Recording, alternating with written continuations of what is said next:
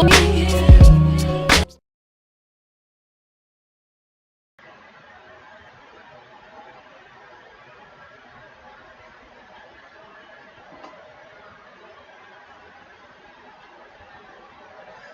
going on there, jerk faces? It's your boy Andy, and you're watching Nocturnal Transmissions, brought to you by the Circle of Jerk podcast.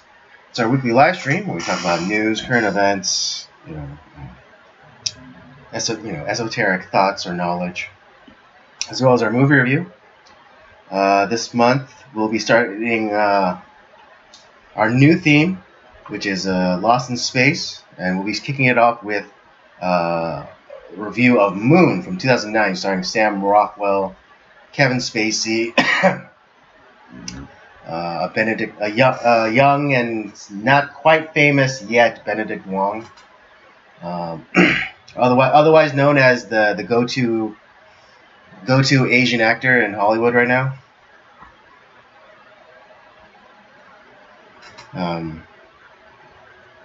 So you have all that looking for, and I know we were off last week, but it was all Robert's fault, of course.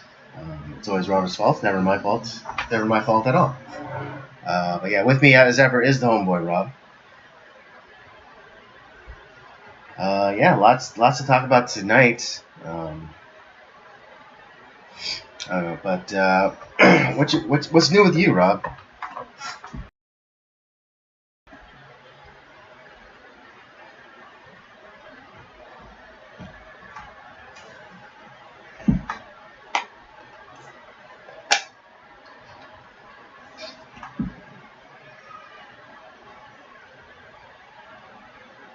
Our episode on Le Samurai, which is a French film that has inspired many other films and was inspired by other films from the 40s and 50s. So we talk about that. That was actually a fun episode, pretty short one. I've also been on a Blu-ray spree recently. Bought a bunch recently. Along with, I got about another 10 other films coming later this week. But I've recently picked up some films I have seen, some films we have covered. I got, and other ones were films that, like, people are like, oh, you gotta watch this. This is, like, this is so good. One of those being Marty with Ernest Borgnine. Which was the one he won the Oscar for. Great little, and I talked about this last time we were on the podcast doing the live stream. We were doing our relationships talk, and this is a film that kind of reminded me that a lot of the problems that we're facing today, well, they happened 70 years ago too. Right. Maybe in a different way, but they're the same problems. Yeah, there's nothing new under the sun. Yeah, exactly. I got Rio Bravo, which is the an answer to High Noon. High Noon is a Western that was considered by Howard Hawks and John Wayne to be commie trash, and so they made Rio Bravo. Wait, High Noon? High Noon was commie trash? Yeah, High Noon was considered commie trash, especially with the guy who was the writer and producer of it, Stanley Kramer. Didn't he? It was essentially this was at the height of the HUAC conferences that were going on. So yeah, and John Wayne and Howard Hawks, who created Rio Bravo, were like, fuck this film. It's commie trash. We're going to create our own film that is not that. And so, I picked that up because it was... I got this for like $8, which is great. But, and it's a good movie. Didn't he also do All Along the Waterfront? Howard Hawks? No. The Stanley guy. Stanley Kramer's done a lot. Like he's a guy who's been in Hollywood a lot. On the Waterfront. That is a Elia Oh, okay. Kazan film, though. Yeah, because he was another one of them commie writers. And he, it was Yeah, funny because yeah. Well, he was a he meant writer that to director. be like a Bolshevik, rallying cry, but it ended up being the opposite. It like it inspired people to to be more like individualistic and think for the go out for number yeah, fuck the union Fuck the unions. so yeah yeah Yeah. because I forget it, yeah if I forgot who the writer of On the Waterfront was, but I knew that he was a commie too. You are correct in that he was. And it's a great movie. It's just but it did not produce its intended that they wanted. I picked up Carlito's Way, which is a great Al Pacino film. I've actually been watching some great Al Pacino films recently. He's great, and Carlito's Way is awesome. Another actually good Sean Penn film outside of Fast Times at Ridgemont High. I got E.T. the Extraterrestrial. There was a huge sale on 4Ks on Amazon, so I was able to get like 3 of them for like $30. I got and I think we've done this film. We've done One Eye Jacks before with Marlon Brando. His ostentatious look at himself in this. Picked up Raging Bull, the Scorsese classic. Kurosawa classic, Ikiru, which we haven't covered yet, but I think we should, especially with our hatred of government. This is a good film to discuss. I didn't get Tombstone, and I definitely didn't get Wyatt Earp, but I got the next best thing besides Tombstone is Gunfight at the OK Corral. When we did our Tombstone review, along with, God, why did I watch Wyatt Earp? Why didn't I not listen to you, Andy? But I did. But yeah, I got a Gunfight because what is it? You're a sadist. At the OK. Or are you a masochist? That is true. It's still horrible today. Fuck Wyatt Earp and Tombstone is awesome. I can't believe, Gunfight turned down Tombstone to do Wyatt Earp. I mean, we're richer for it. Don't get me wrong, we're richer for it because was it Kurt Russell kills it in this movie along with Val Kilmer. Pretty much everyone casted in this movie kills it. Wyatt Earp should be an awesome film. Look at the cast. Yeah. The cast should have made that film amazing. So funny, but it's and they so just fucking suck. You have this all-star casting for Wyatt Earp, and it sucks balls. But you still get this perfectly casted movie in Tombstone, and it's absolutely the tits. It sucks. Absolutely sucks. Just to be clear to the audience, he means that Wyatt Earp sucks. Yeah, Tombstone is awesome. Because I was praising Tombstone, and then you came in and said like it absolutely sucks. So I just wanted to make it clear. Oh, sorry. Yeah. Sorry. No. I was just making it clear. Wyatt Earp sucks. And honestly, like Kevin Costner, we've talked about Kevin Costner. It's like there's a very limited amount of things that he does that are good. But he's been in a lot of stuff, or like especially when he's directing, some of his stuff is not that good. And I don't know, man. He's not great. He's not great.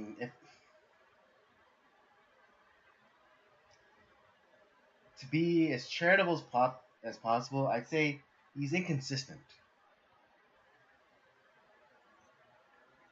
Yeah, like I like Bull Durham. He's good in that. I like Field of Dreams. I like JFK. He's awesome in JFK. Yeah. That's a great movie. I like them as He's Jonathan Kent in the Superman movies. I do. Yeah. I'm one of the few people that doesn't hate Waterworld. Yeah. I think I mean, Waterworld's fine. Yeah, it's a perfectly serviceable movie. I don't know why it gets the hate that it does, but yeah, I never really had a problem with Waterworld. I don't know why people, unless they're like just like bandwagon hating it. Yeah, his Robin Hood film, dog shit. I know, and again, like one of those movies where it had like, you know, really big recognizable names. I mean, you had Morgan. I mean, he wasn't so much of a big name at the time, but you had Morgan Freeman, you had Alan Rickman. You had up and coming Christian Slater. Oh yeah, and the thing is, like Kevin Costner is one of those guys who I think has a very limited range, and when he's in that range, he's very good. When he's outside of that range, it's not so good. And I think he also does a lot of things where he wants to have a message in his films. And when your sole focus is the message, whatever that may be, people don't gravitate towards that. Like, I don't think Dances with Wolves is that good of a film. Yeah, it won Best Picture, but it's... Yeah, I mean... That's a weak Best Picture it film. had its problems. How Goodfellas did not win Best Picture that year is a travesty. Yeah, that was a huge year for movies, though, right? In 1991. Yeah, so the Oscars in 91. Shoot, where's my pocket? Yeah, the Oscars in 91. Let's go ahead and take a look at this real quick. Yeah, great podcasting. I'm looking shit up.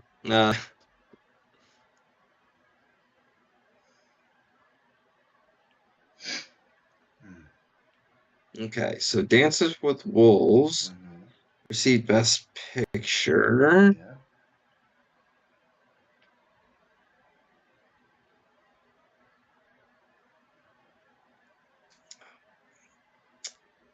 Oh, come on.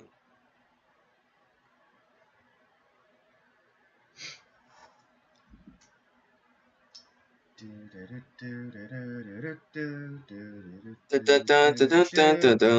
it's trying to keep it from having dead air.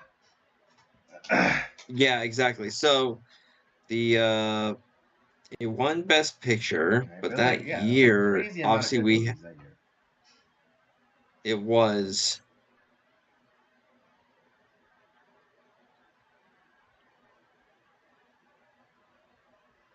All right, let's 63rd Academy Awards, winners and nominees. You had. So here's what was up for Best Picture. You had Dances with Wolves, which won. Awakenings, which I've never seen. Ghost. Godfather Part 3, and Goodfellas. There's no reason that Goodfellas should not have won that. No, yeah. In my opinion. Up for Best Director, Kevin Costner also won Best Director, which I think is a travesty. That should have gone to Martin Scorsese. Francis Ford Coppola, obviously, with Godfather Part 3. Now, Godfather Part 3, we haven't talked about that film yet, but now it's not as good as the first two. It's not a bad film. No. Best Picture, Best Director, I don't know about that, but it's not a bad film. And I do want to watch that new cut that came out of it a couple years ago. Yeah, the something Codex. Yeah, the whatever that was, but I do want to check that out. Stephen Frears for The Grifters, a film I've never seen. Nor I. And then Barbet Schroeder for Reversal of Fortune, another film I've never heard of. Jeremy Irons won Best Actor that year, Reversal of Fortune. Okay. Like I said, I might. Well, Jeremy Irons is in it. I want to watch the film now. That sounds cool. Right. Kathy Bates won for Best Actress for Misery. How is Misery not in the Best Picture category? That Misery is a great fucking film. Yeah. Joe Pesci won. But horror doesn't, Joe Pesci or won for I don't Best know, Supporting horror Actor. doesn't really get too much, attention from the Academy. I know, but still, is Misery better? Like worse than like Awakenings? Like I've never seen Awakening. I mean, and I don't know. I've never seen it. Right, So, but but we have heard of Misery, so I get your point.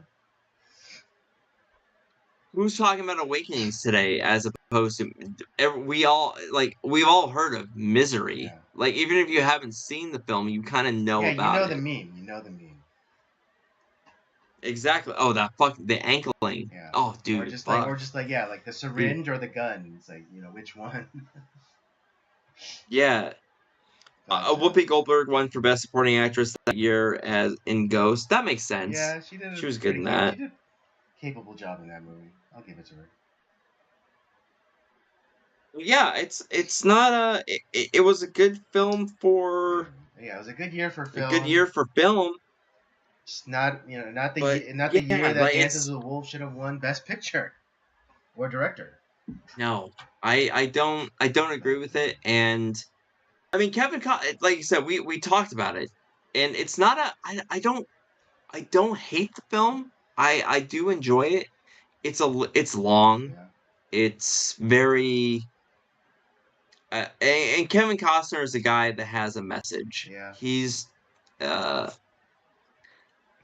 that is definitely a film with a message.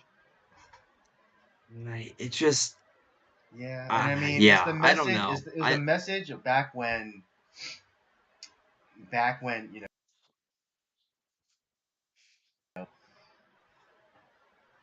where they believed in the myth of the noble savage and all that bullshit, and they were capable of doing good art, but now it's just like so heavy-handed, to the point of just ridiculous, like absurdity. Yeah, I just like I said, I don't think it should have been Best Picture winner. Based off of like what going on in history, Goodfellas should have swept that fucking Oscars. To be honest, Goodfellas was too good of a film, and let's be honest, more people know about Goodfellas, even if they've never seen it, than they do Dances with Wolves. Yeah. Yeah, who's still quoting Dances with Wolves? Like, I hunt the buffalo. Oh yeah. As opposed to Karen. Put down the gun, Karen.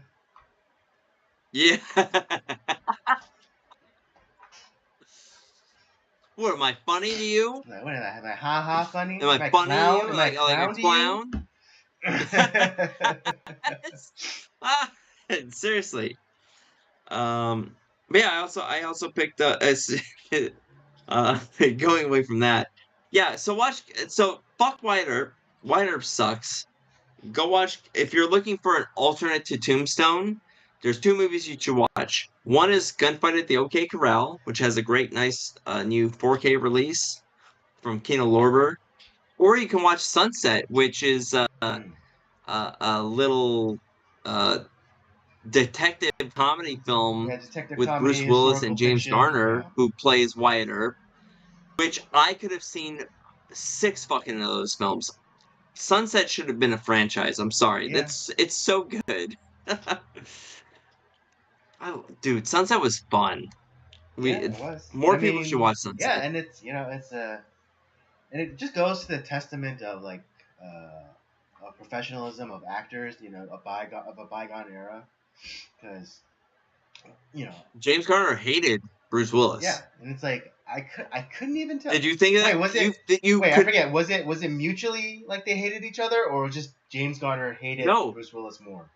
It was James Garner. It was James Garner alone who hated Bruce Willis. Said he was an unprofessional asshole, and because he was and I don't think Bruce Willis has changed in his entire career that he was acting. Right. I think he was always the same person. He went from an unprofessional asshole to a pretentious dick. And from from James Garner to Kevin Smith, you have unprofessional asshole to pretentious dick, where it's more of I don't think Bruce Willis changed a beat. I think he was the same person from that movie to God, what that fucking horrible film with that he did with the Kevin Smith directed film with Cop Out. Tracy Morgan. Yeah. Cop Out. Oh my Yeah. God. Although no, like as much of pretty much of a poser as Kevin Smith has been coming or being revealed out to be, like I'm starting to I mean James Garner I'm willing to suspend some disbelief, but Kevin Smith has lost all credibility to me. So like his take on Bruce Willis while on set, like I'm it's now just like a wash.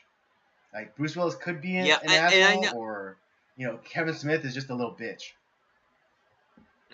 Well, that's what I'm saying. Like that was Kevin Smith. Like went on this whole like tour of talking shit about Bruce Willis after like, oh, I idolize the man after Die Hard and blah blah blah. It's like, dude, you're crying about the guy that your supposed hero, which I don't believe at all, is like, and he didn't like suck your dick, based off your movies, and Right. he's a guy who is just who he is, Uh-huh. and you now because he didn't bow down to your fucking weird fanboyisms, you hate him. Yeah, exactly. It's like you loved him for being like the no nonsense, smart alecky, beat cop, and then when you find out that that's who he actually is, you're like, oh, this guy sucks. You and your fucking pretentious Gen X, like angsty. My parents were didn't love me enough. Bullshit. Get over it. Yeah, and he's probably pissed that that you put him in your shitty fucking movie that is awful. And you're trying to create this like screwball comedy and you fuck it up. Yeah, you shit the bed and then you blame the other guy. Classy. Stay classy, Kevin Smith. Yeah. Stay classy. And they spent like the next like 6 years, going on tour crying about it to like his fans.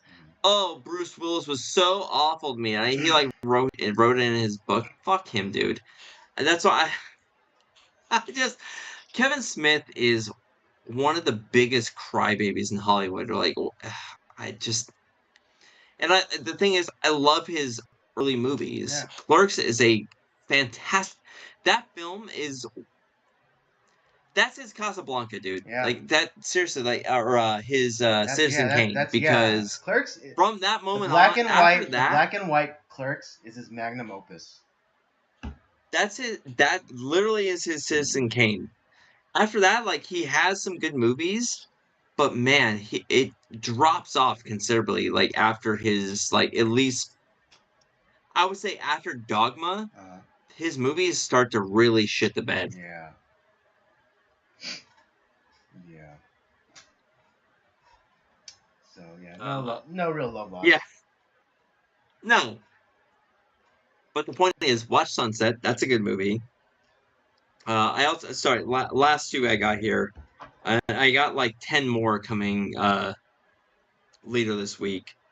I got The Big Lebowski. Obviously a great film, great comedy, and a film I've never seen before, but we're going to be covering it on Cinemigos. The Grand Budapest Hotel. I have never seen a Wes Anderson film ever. A lot of people seem to like him. I know, like the Royal Tenenbaums, the Grand Budapest Hotel. A lot of these films, and I've never seen any of them. I don't know what I'm getting into. Maybe I'll like it. Maybe I won't like it. We'll have to find out when I cover it on the show. Wes Anderson, he's one of those directors that's obsessed with like visual storytelling, and everything is about the set. Like so, like he's really big on symmetry, Yeah, and maybe that's why and I've stayed color away and for so lighting. long.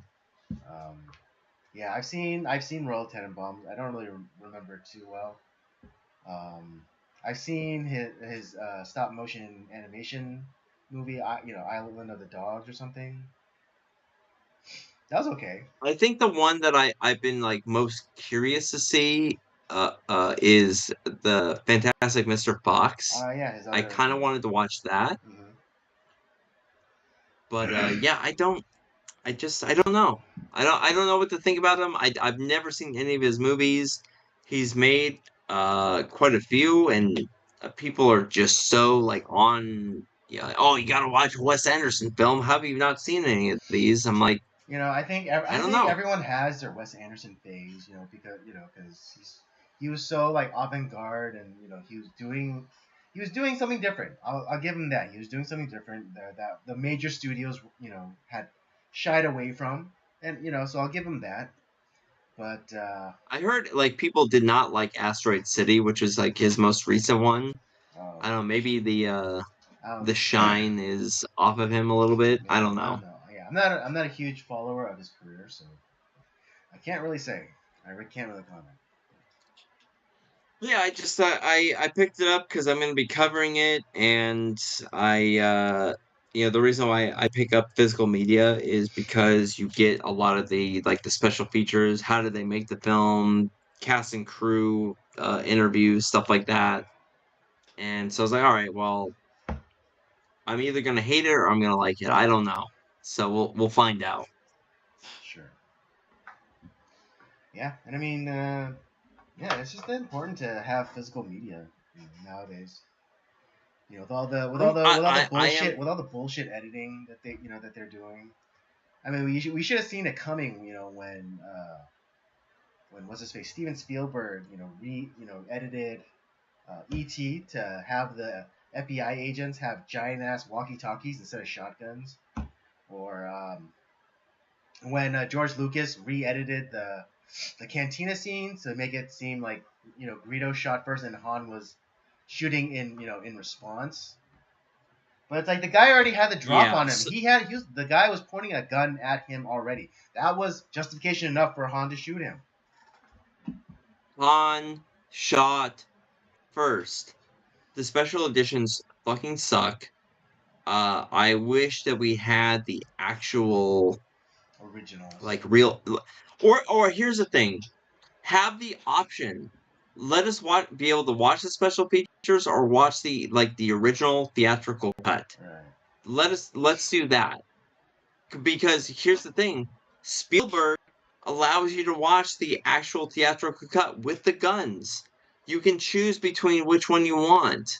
The what is it? Like the version I just bought with ET, you can watch both versions. Okay. And so you don't have to watch it with the stupid fucking like giant walkie-talkies. You can see it with the shotguns, which I did. And it's yeah. It's just Right. I mean, if you think about it, it doesn't really change all that much. Like, it doesn't take away from the fantastical nature of that scene where ET lifts all the kids on the bikes, and they fly over the agent's head. Just like that's a genuine reaction. It's like it doesn't matter if they had guns or not. Like, and yeah, you can make the argument saying like, oh, that means they're willing to shoot little kids. It's like okay, because they're yeah, federal maybe agents. They're federal agents, and they're probably given an order to stop these kids. by any means necessary. Yeah, I mean, especially because they were carrying an alien with them. Come on. But I Yeah. mean, that's me. That's just me, So reading too much into the movie, like I usually do. well, it's funny because I showed my wife ET for the very first time. She did not like it. I think it's one of those things where it's like it's supposed to appeal to you as a young child, and like it's supposed to spark wonder, with like E.T. like healing Elliot, and like and then like levitating all the kids, So I think I think it's definitely a kids movie. I Yeah, we've talked about this with the Thing and ET. My personal preferences would definitely steers more towards the Thing, just because I like fucked up films, and that's just my weird thing of films. But obviously, we talked to our friend Phil from Making Tarantino. E.T.'s his favorite film, and probably it captured him at a young age, maybe, or a younger age, and he just really liked it. And obviously, at the time, this was the popular film. This was the film that people were like super excited about. And look at the nice happy alien with the family movie, the family dynamic. We like that. Fuck this existential crisis. Like what the fuck happens at the end? The Thing from John Carpenter. But when you look back 40 years later between both films, who is talking about E.T.? Not many people. And I think there's a reason for that, because The Thing I think is a much more important film in history as opposed to E.T. Perhaps. I think I'm gonna have to show my wife The Thing and see like which one she likes better.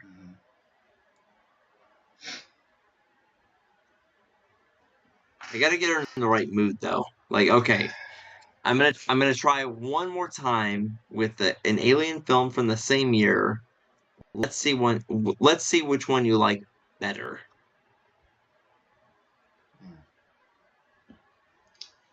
Oh, maybe she'll like The Thing. Who knows?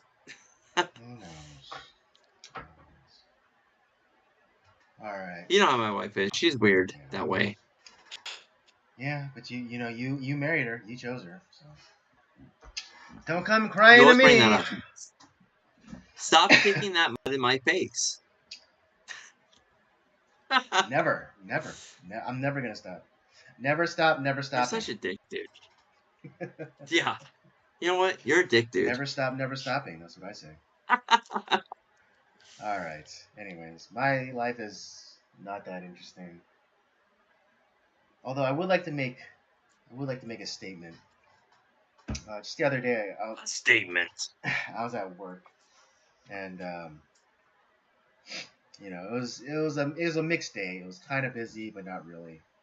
And then this young man calls, asking about a bike that we have, and I give him all the particulars. And I tell him this is what we're selling it at, and he mulls it over, and then he calls me back again, and he wants and then because we're offering it at a significant discount because it's the demo version. It's the one that everyone it's quite literally the village bicycle. Everyone's had it. Everyone's had a ride. Yeah. Um, and so because it's been lightly used, we're knocking some dollars off it. And so he says, okay, thanks for the information. I'll let you know. And just like and I and just the towards the end of the day, I'm just about to lock up, and he calls in and say, hey, like, I'm gonna come and buy the bike, and just be sure that you heard this part. He said to me he's gonna come and buy the bike.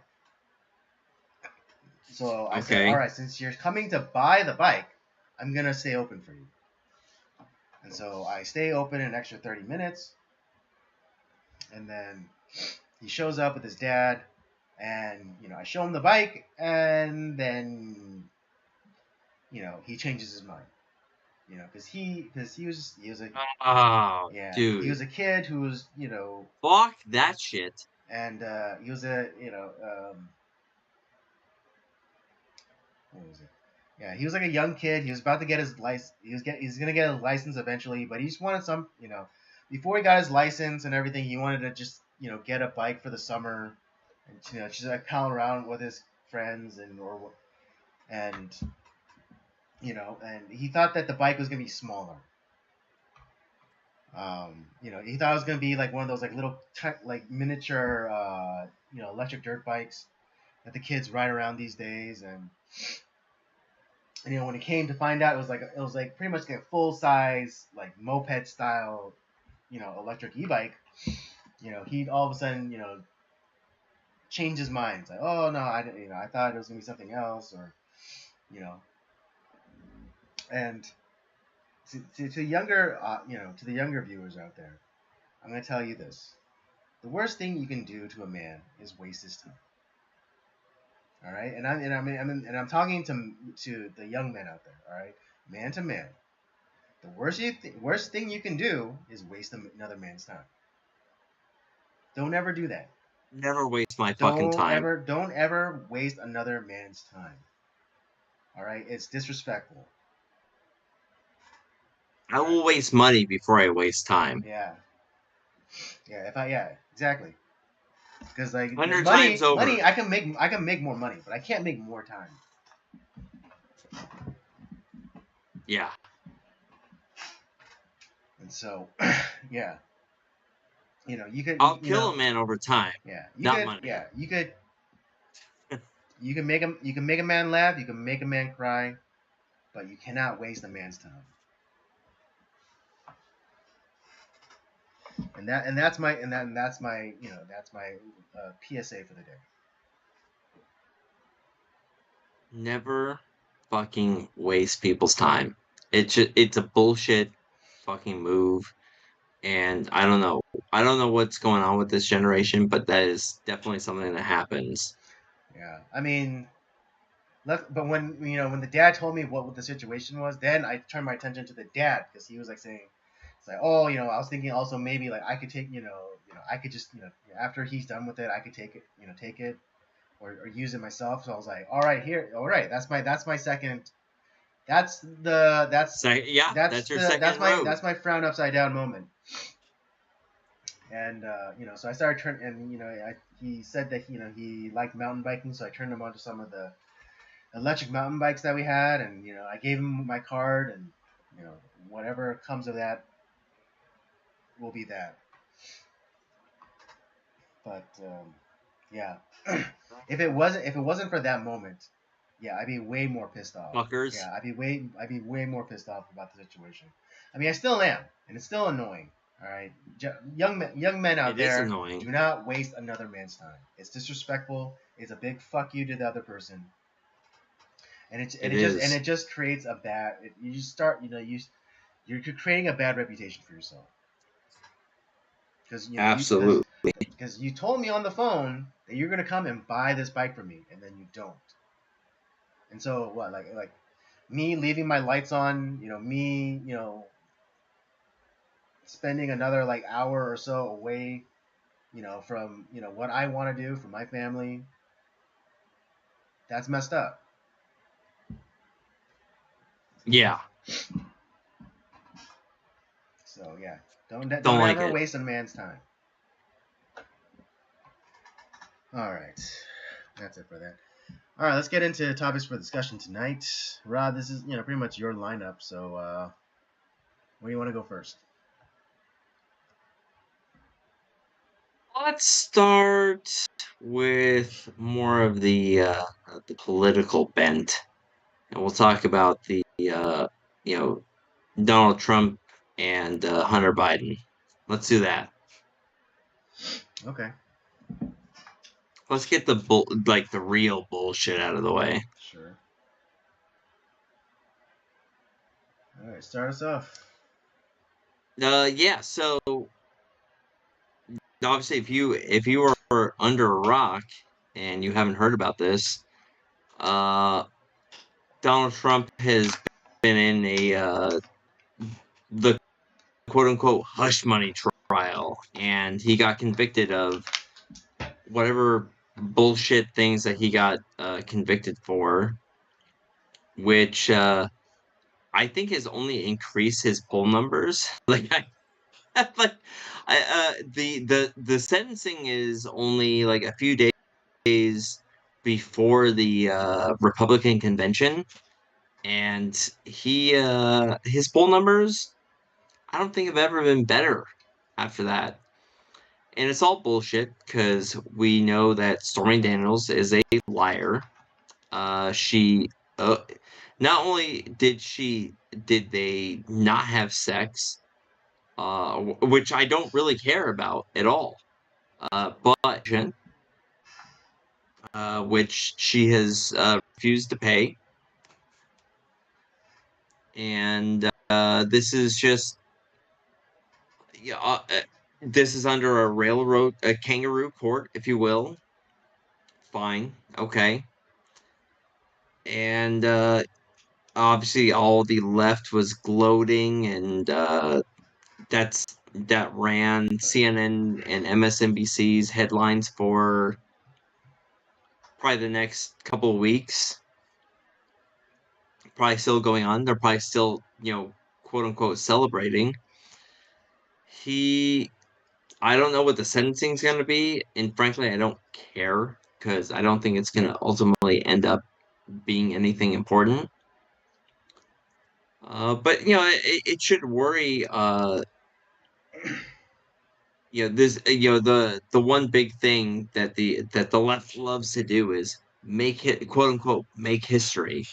And there's never been a president who's been convicted of a crime, or a former president convicted of a crime. So you made one up, cool, with this guy, and obviously people don't like him, and so they want to see him like fry in jail. But I think they also know that the left also knows that this is not a good thing. And so to throw a bone to the quote unquote conservative voters, or middle of the road voters, Yeah, it's real. This is a well, we real. This got is to just take a talking pony show for the independents. But I think independents can see right. Independents can see right through. Yeah, where the current Hunter Biden stuff comes in, who have crimes that are not really crimes. Now. Here's the thing: if they were convicting him of stuff that he was actually doing, like uh disposing of a gun in a trash can near like a was a school, I think, like an elementary school, to his niece, or the Ukrainian Burisma shit, or whatever other quote unquote the big man, which was Joe Biden,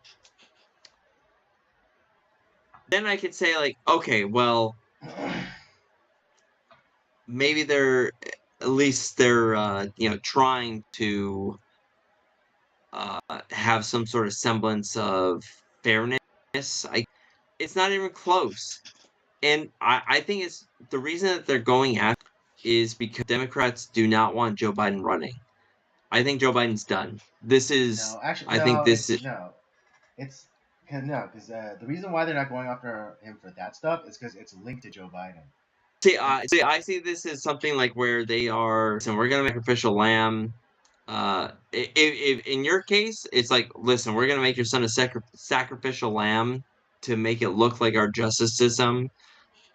Now, No, that's exactly what they're doing. But our yeah, they're doing justice it on the system is bullshit. equal, Yes. and he signed off on it, or which is more of like I still don't think that Joe Biden's going to be president. I don't think that he's going to make it to the primary. I think he's going to get replaced. I mean, Potentially. within the next, was it 4 months from now, or 5 months? Yeah, I think he's going to get replaced. No. Yeah, but the reason why they're going after the charges that no one really cares about is because it's only under Hunter. If they go after him for the Burisma stuff, they go after that includes Joe Biden. They're gonna have to go after Joe Biden then, That and so does that's make why that does make a lot does make a yeah. lot of So sense. Biden is still gonna be the candidate. I have no doubt about it.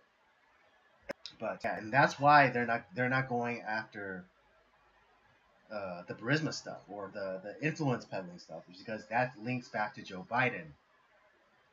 all that stuff like with the gun and the texting or whatever that being or trafficking underage hookers.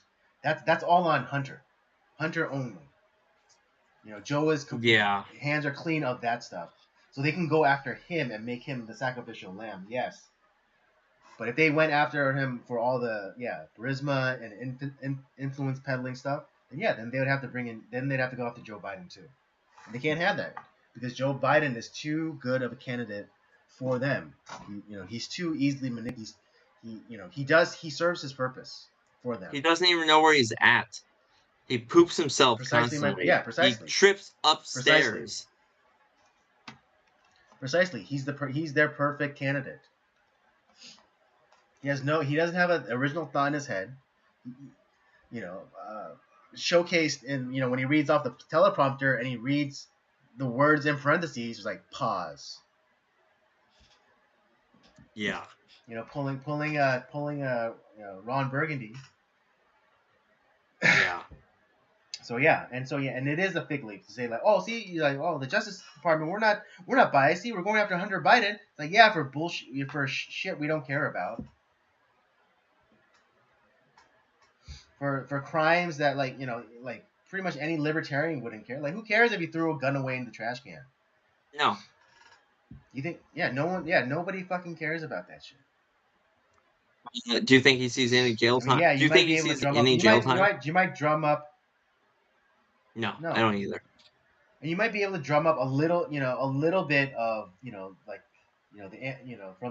anti-perv people, with the trafficking or the inappropriate texting with like his niece or whatever. But yeah, you'll never see a day in jail. Like, those things never move the needle. They're not going to move the needle.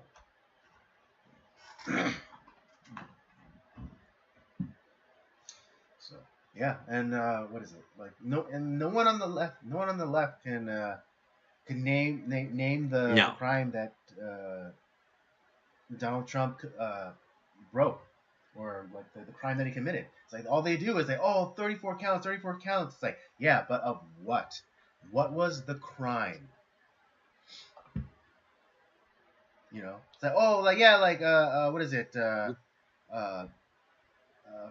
What is it?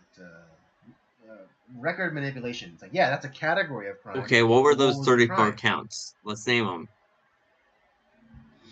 And your star witness admitted that he stole from the organization.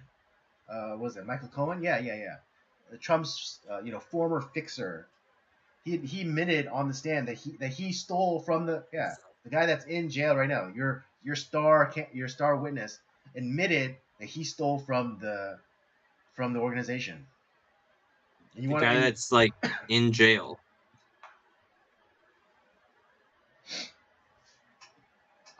Yeah.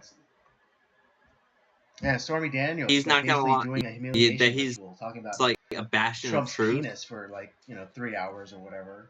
Okay. And she who like when said that someone came and threatened her and described what's his face from the Patriots, the quarterback. Tom Brady, yeah, and supposedly someone came and harassed her, was like, and threatening her, like, you better leave Trump alone, blah blah blah blah, and to the sketch artist, she described Tom Brady. I'm not even joking. You can look this up. You can look this up. You can look it up for you. Go like Stormy Daniels, attacker sketch. Or something. No, dude, no, she didn't. And if you look at it, you're gonna be like, this. I mean, I admit I might have poisoned the well a little bit, but look at that picture and tell me that's not Tom Brady. Oh my god! What? No.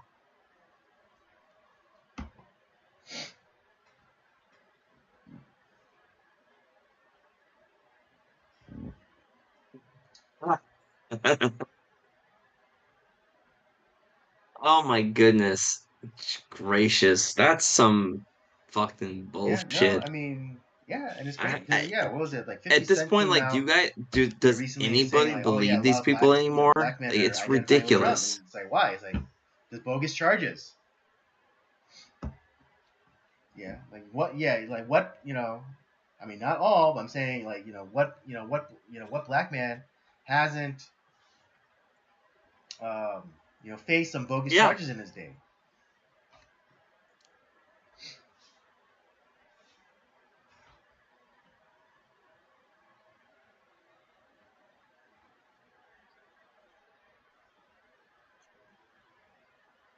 Yeah, that's why the actual poll number is like where, oh well,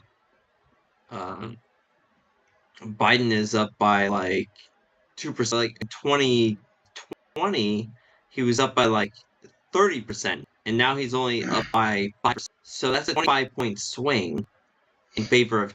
Right. That's bad for you. It's like, right. Yeah, it's simple sales, all right, because the things that people that's want, big. they get sold. The things that people don't want don't get sold. So you keep selling people Joe Biden, but no one's buying.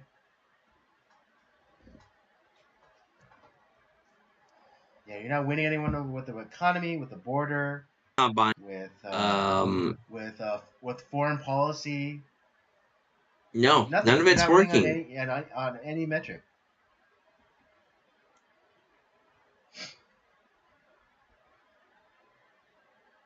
Yeah.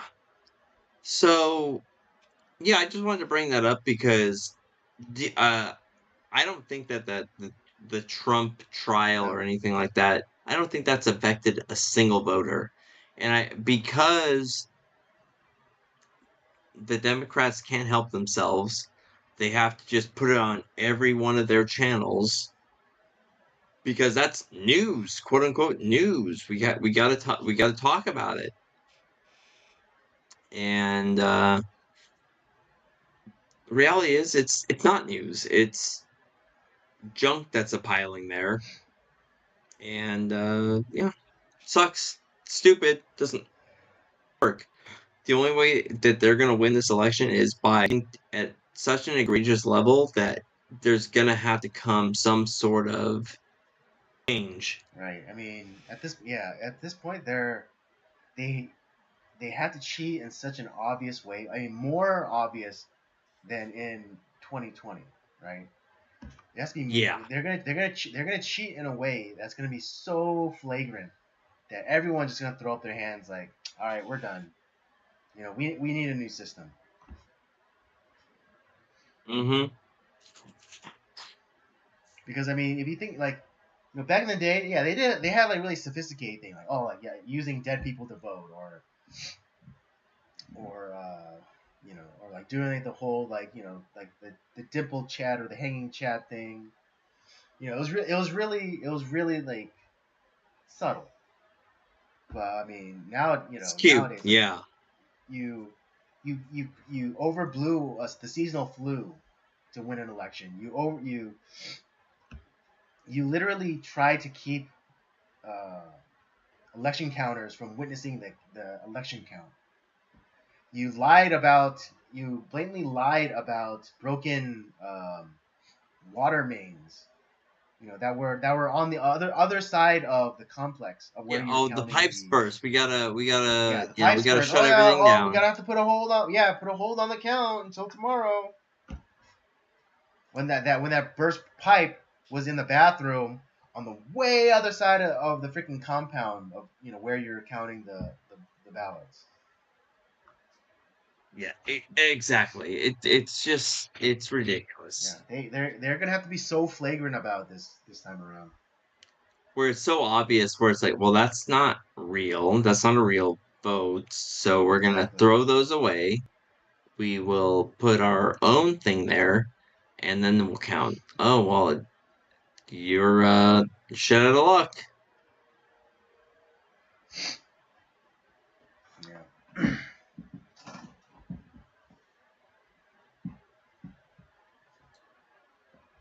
But yeah, I just wanted to bring that up because it is important news. I think it's we're getting to that point where this stuff is going to become more relevant as we move on, and especially with the whole Hunter Biden stuff coming in like the last like day or two, just had to do it, and Yeah.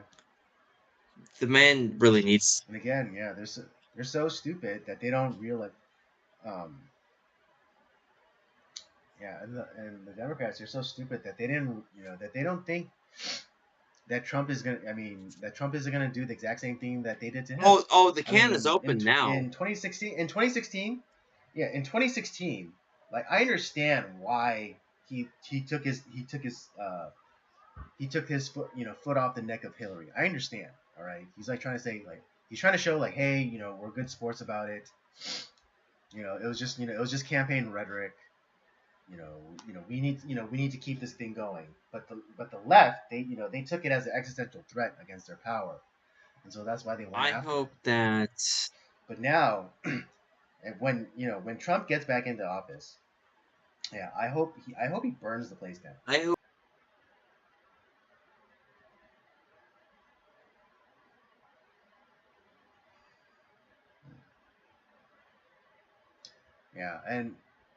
Yeah, and I hope he rips the thing, and I hope he goes everything after down to the everybody. fucking All right, studs. what's good for the goose is good for the gander. All right, so go after All of the everybody, bureaucracy, and just all the fuck everybody who said like, oh, everything.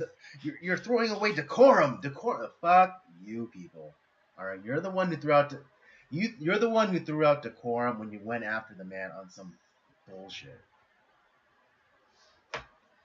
All right, the gloves are coming. Okay, and if the The gloves have decorum to come off, means if the nothing. gloves don't come off, then we all know. Then we know for sure it's all a fix. All right, because the first time I understood. I was like, okay, it was a campaign. You knew Hillary was a bad candidate, but we couldn't have civil unrest to the level that we did eventually have anyways. But yeah, when Trump, and it's so funny too because the media they're projecting their inner thoughts because when they talk about uh, Trump's VP picks, they refer to the picks as vice president, not running mate. So they're already in their minds thinking that Trump is going to win. It's a bit of a Freudian slip. Oh yeah. To be honest, I think the Democrats are like wanting Biden to just like get the fuck out of there. Either he'll step down or he'll reach a treatment facility or whatever the fuck he's like at nowadays. But I don't see him being the candidate in November. I'd be shocked. I mean, Because he looks horrible. I still see it happening. Because again, he's God, too, he looks real bad. Too perfect of a candidate for them. Because he's brainless. He's too perfect of a candidate for them. Right? And if shit ever does go sideways, then he's the perfect ball guy too.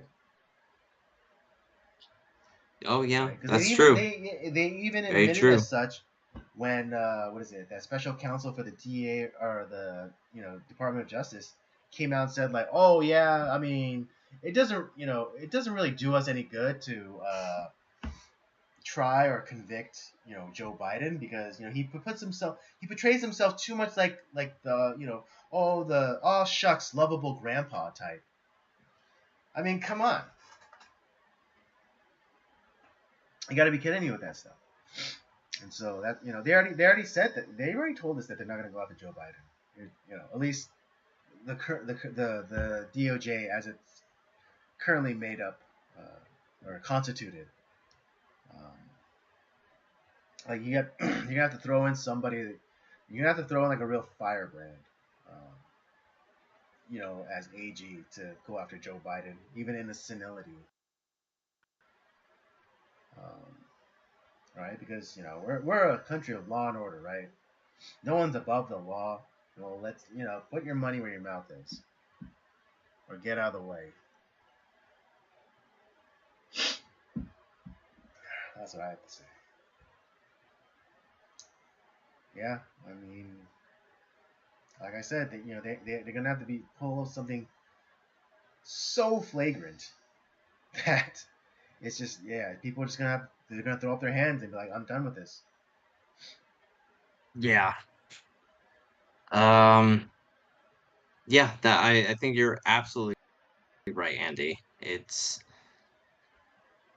That's what it's gonna at this moment. It's gonna take they're gonna have to do some sort of blatant cheating to win, and I think the entirety or a good majority of the country is gonna like, no, we're we're done with that, and we're gonna have a riot on our hands or a revolution to extricate these people from power.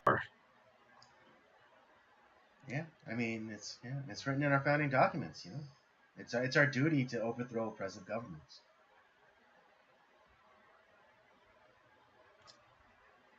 Yeah, I just I mean, these people are horrible.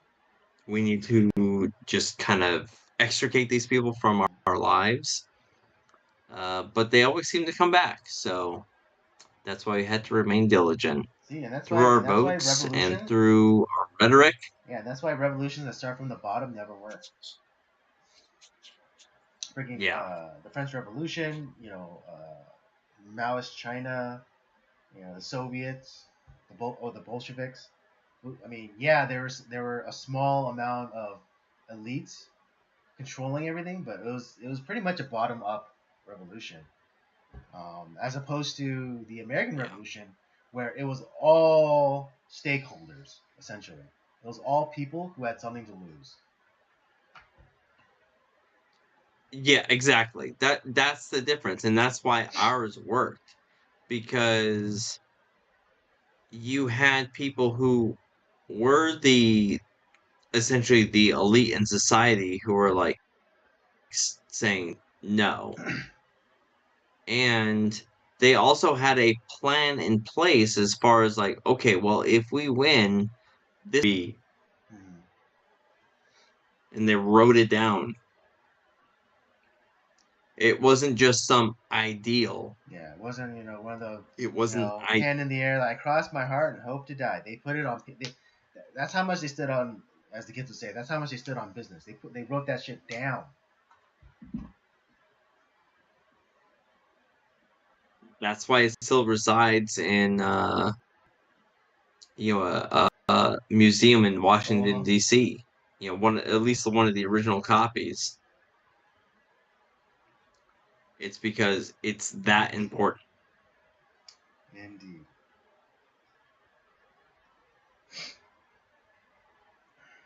Anything else you want to add? Uh, no, I don't have anything else to add. We can go into our next topic, which is just as depressing. All right. Yeah, so if you're not familiar, the Disney is putting a new Star Wars show, The Acolyte, which I know when it was initially announced, I was like, oh, this sounds kind of exciting. Looked like it was going to be pretty cool. I think they showed some trailers. I was kind of interested, but that is no longer the case. There have been episodes put out. I have zero interest in them because of a lot of the actor and director and producer interviews. People who they're you would think that would be like, well, let's try to create this uh good Star Wars story that fits in within this time frame of the actual stories, and they're not going to connect. You can do whatever you want with them, And instead of making a good story, they decided to make it super fucking gay. And I don't say that as a not just super pejorative fucking, again. yeah, not just super fucking gay, the gayest.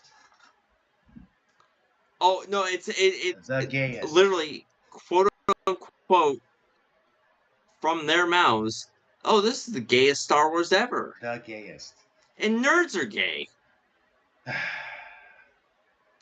And they're essentially making fun of fans Right. to their face, to like through their viewership that they're probably like watching stuff from the guys that are being interviewed about Star Wars Acolyte and probably watching or rewatching episodes, and that is not good.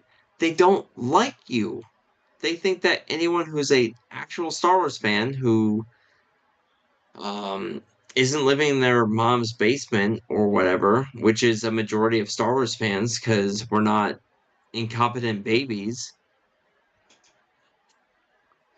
They essentially created this like weird incel dialogue where well they're gonna be violent because they're not attached to society, the rest of society. It's like, no, I like racing. I don't have time to be wherever. But like these guys that are doing this, they don't care. They don't care. Like they literally don't care. They want to create their gay story, and but no one is gonna watch those gay stories. But they put it under the vulture Star Wars. And it's like, well, people are gonna watch Star Wars, right? Well, I'm not, Yeah, because you if they have made their own, essentially told me what your yeah, story if they made is. their own story about space wizards and laser swords, but all of them were butt pumpers, no one would watch that shit. That's why they have to fucking Exactly. hollow out Star Wars and wear like a skin suit and be like, oh yeah, we're Star Wars, yeah, look at us, we're so gay with our gayness and our lightsabers. Nerds are gay. Yeah, if they made their own, they see this how they know that their story sucks, and so that they have to hijack Star Wars to tell their fucking gay stories. And at the same time, they attack people for like, oh well, there's a certain part of like Star Wars fandom that's like gonna go against us because I think they're threatened by it. It's like, No, we're we're not threatened disgusted by by it. you. We just don't like We're it because it disgusted by fucking you. sucks. Yeah, All right. I don't need you to waste the talents of good. I'm done Yeah, with your you wasting anus the is for talents of poop good only. actors. Okay, your anus is for poop only. Yeah, you're wasting the talents of good actors that are Yeah, there. you're treading At least you're the treading Asian guy upon is the a good, the legacy of a more talented man. All right. You're treading upon the legacy of a more talented man than yourself. All right, and you should be ashamed of yourself. yeah, and but isn't this what happens with every like popular franchise? Oh well, Marvel got to make something like super gay or feminine or womanizing, whatever, whatever they want. Oh man, it's gonna be such a good show. We're just gonna vulture this property and we're gonna turn it into our, put a chick in it and make it gay, kind of idea. That's what's going on here with the Acolyte. And I don't. Here's the thing. I would love for there to be a great new Star Wars joy and be a part of, but I don't want to just go in to watch it knowing that I'm gonna hate it and then shit on it at the same time. Like I don't want to do that. I just want to watch something that is not complete horseshit. This is not that. This is not that Star Wars property, and at least until further notice, I don't think I'm gonna watch anything outside of the obviously the original or the sequel trilogy. Was it Rogue One?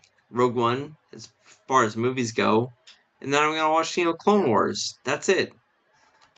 Disney bought this shit and continued to like rape the corpse of Star Wars because that's what's going on. Mm-hmm.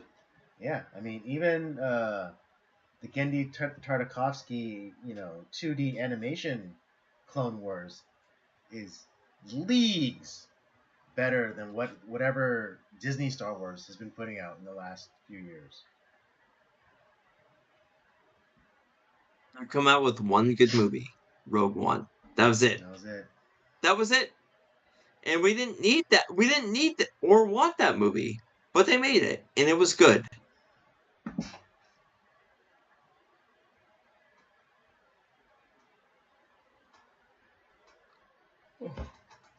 I just with people who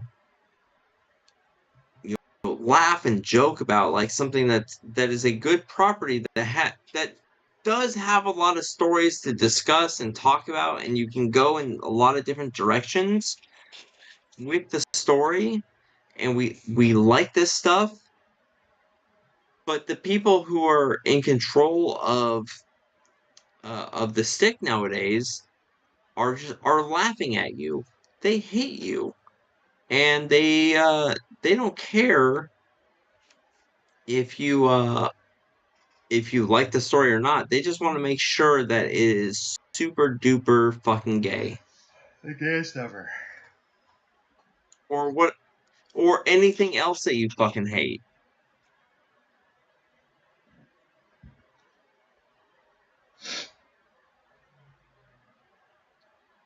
So yeah, I wasn't sure if you had seen some of those interviews or had heard about any of that stuff. Yeah, I've seen the clips. But that's how I feel about it. So I've seen the clips, and that's how much like I don't care about Star Wars anymore. I can't even force myself to feel angry about it. It's just that I'm so apathetic and just done with everything. It's like until you've proven otherwise, like I have no faith in your ability to tell Star Wars stories. All right. I think they and when they do have a good Star Wars show, Mandalorian, they realize that Kathleen Kennedy didn't have her fucking vampire teeth into it, and that's why it was doing good. But when it started to do well, it's like, well, let's fuck this up. Let me sink my fucking fangs into this property and suck it dry. Which is exactly what happened in season 3. Yeah, and I mean, fucking the main character was usurped by Bo-Katan. All right, and nothing against the character of Bo-Katan or Katie Sackhoff, who I absolutely love. All right, I loved her as Starbuck. I loved her as dude, she's awesome. I loved Starbuck. her as Bo-Katan Kryze in the Clone Wars and in Rebels, and even in like the second season of Mandalorian. But her time was she had her moment. All right, she had her time to rule. She failed. Okay, so why is it that why is Mando giving up the title? And on some flimsy ass bullshit clause. Like, oh, he was knocked out by this person, and then therefore that person won the Darksaber, and then Bo-Katan beat that creature, and so therefore she is the rightful ruler. Get the fuck over yourself. That's some flimsy ass bullshit. That's like saying if you check your coat into the check, right? Then that means the coat check owns your coat. No, the coat the checker is just holding on to the coat. You still own the coat. And if someone happens to mistakenly get your coat, that doesn't make it your coat, their coat. All right, and the better story would be for Mando Din Djarin to overcome his apprehension of ruling, and finally being able to reunite the fractured Mandalorian factions. Like he's the bridge, not Bo-Katan. Bo-Katan had her chance. She failed. All right, No. Mando should have been the bridge. Yep. Because he understands what it means to be culturally Mandalorian, but also not a Mandalorian. Exactly. So yeah. he could have been that bridge between the hardcore, I forget what their faction was like. Basically, like the remnant of like the Children of the Watch. There you go. And then the other faction, the New Mandalorians or whatever. Yeah, Din Djarin's Mandalorian. He was the bridge point. He could have been the bridging the bridge where those two factions joined up together again. Yeah. And Grogu should not have come back to Mando. I agree. Right, and then it would have. But I think at the same time, I think they're trying to pull off this like lone wolf and cub deal. But I think you're right. Yeah, Grogu should have stayed with Luke, and perfect resolution. Mando should then have adopted Paz Vizsla's kid, and that's how you get the wolf and the cub thing again. Yeah. Right, because if we kept most things equal, but Mando still had the Darksaber, and Paz Vizsla still dies, then Grogu still stays with Luke Skywalker, and Din Djarin just adopts Paz Vizsla's kid, and then you have and then because he's like and because he's still a Mandalorian, you still have that him bringing up Paz Vizsla's kid in the tradition of the Mandalorian, and you have that young kid father son dynamic. Yeah.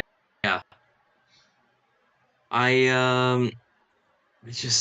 don't know. I really hate this new fucking Star Wars shit that's going on. Like they just don't care. I'm having a hard time giving a shit. Other than when you egregiously go after the fandom, and it's like, oh well, nerds are gay, and this is the gayest Star Wars ever. Cool, and of course it comes out during Pride Month, which we'll talk about next week because I don't think that is as big of a thing as it has been. It's been pretty subdued. It's not as in your face. It's not as in your face as it used to be. I think there's a reason for that. Which I'm all for. And I hope we start treating pride, as it ought to be, as a sin. Yeah, I mean, but listen, you want to be gay, do it, do some weird shit. That's a you thing. Cool. We don't care. I mean, yeah. But at the same time, I don't need that shoved in my fucking face and made to celebrate it 24/7 hours a day through television, movies, or in this type of stuff. Right. It's like I don't care. Stop trying to make the private public. All right. I don't. Yeah. Like I wouldn't be for, just a guy just whipping it out in public and jerking it while watching porn on his phone. I wouldn't. And I'm sure a lot of people wouldn't be either, right? No. So why should I endure the sight of this oiled up guy in assless chaps, cha-chaing down the street? I shouldn't, right? Just the same way You shouldn't. I shouldn't have to endure this random guy, whipping out his dick and masturbating to porn on the street. It's the same thing. All right. If you want to be gay, go ahead, be gay. But keep all that shit, out of the sight, of the public. All right. I mean, ultimately, I'd ask you to seek forgiveness and repentance, and turn to Jesus, because I'm a Christian and I believe. But yeah. But in the meantime, just, keep it into your house. All right, and another thing, don't advocate it at schools. And here's the other spoiler alert too, is that the reason that people aren't going to your projects or watching them is not because they're homophobic or that you don't like gay people for some reason. It's because your stories fucking suck. Right. Yeah. Well, what is it that you made a bad that program. Gay, nobody wants to watch it, yeah, and that nobody gives a gay, fuck. rom-com with the two bros. Like, fuck, your own people didn't go support it. All right, that's how So, Oh so who the God, hell are you yeah, making this bros. for? I mean, honestly. Oh, that's gonna be in Schlocktober, by the way. You son of a bitch. I'm fucking with you. No, that is not gonna be in Schlocktober. We're about to have a real hate problem here, myself or you that We're about much. to have a real problem here, Rob. Yeah, that is. I don't hate myself or you that much to put us through that. Okay. Well, yeah. I have Thank God some for that. self-respect. But yeah, I mean, yeah, but the gay people, That would be the end of the podcast at that point. It's like support the thing. All right, and you're saying that we have to go, and you're saying that we have to go support it. Fuck you.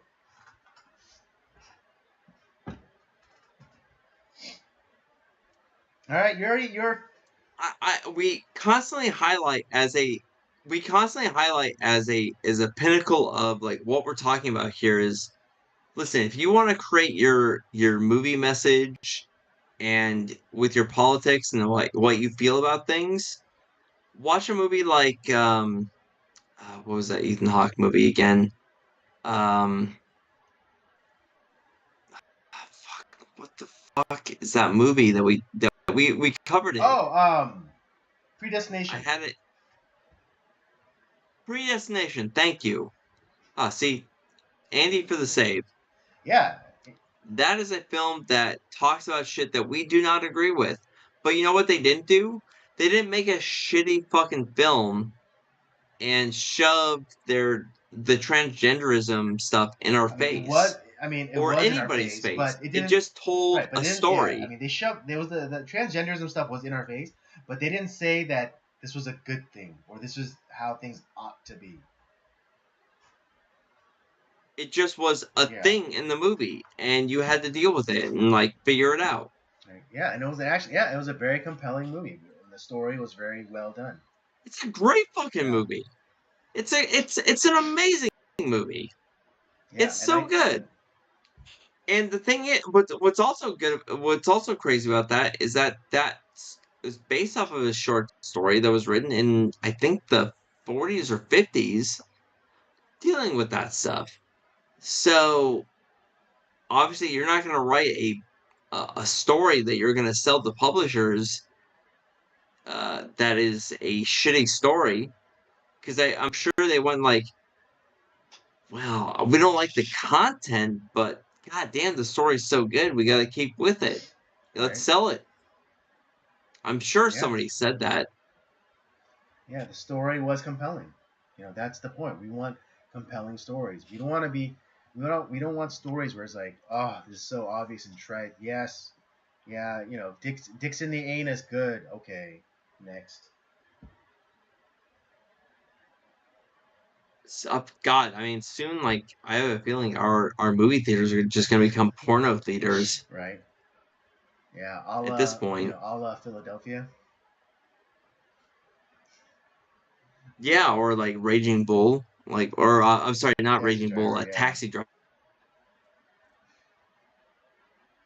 We're just gonna get our Milk Duds and our Mr. RC Cola, and we're gonna just jerk it Yeah. in In the the porno theater. porno theaters. Ew.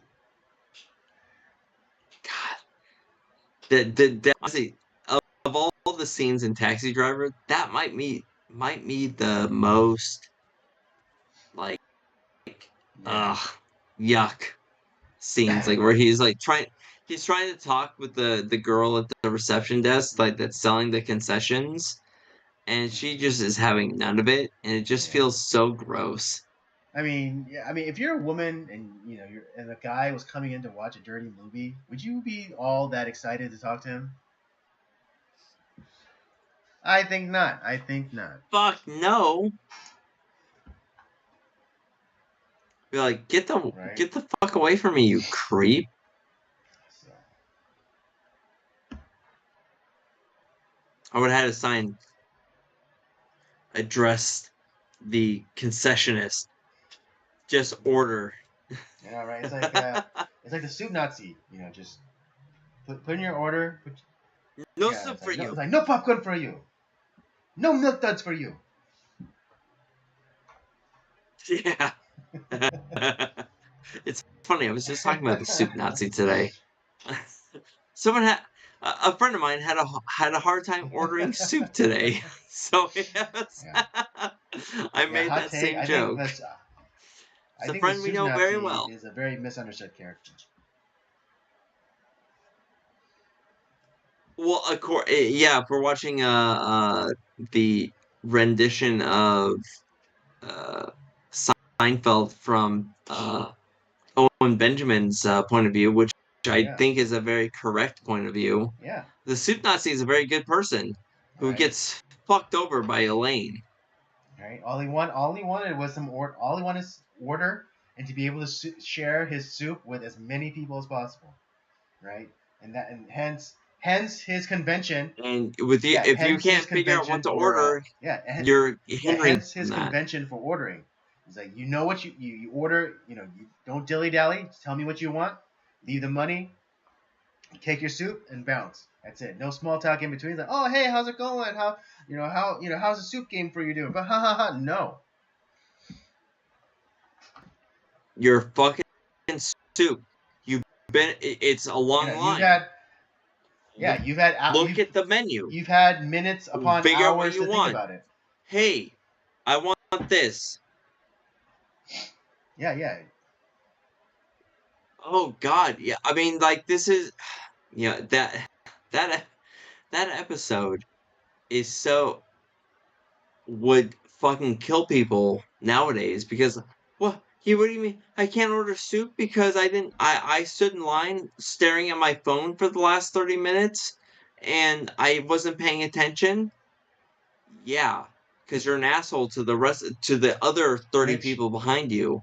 which comes back You're which being a dick. comes back Get the fuck to the back of the line, and then comes you'll back to figure it out my next time. statement before about don't waste a man's time.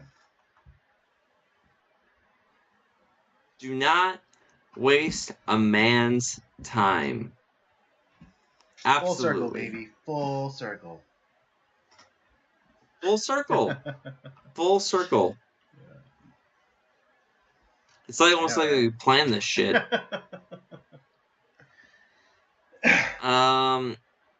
But yeah, I don't know. It just fucking bothers me like when you have this group of people who clearly don't give a fuck about Star Wars, and yet they want to push their agenda at the same time. But because they can't create a good project on their own that will make money, they vulture a project that is like Star Wars, which and they just do whatever they want with or it. they kill it in the crypt. All the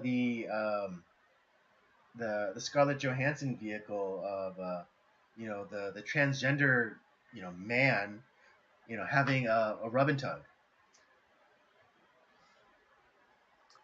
Listen, was I probably gonna like that movie? No, but should it have happened? Sure, I don't care.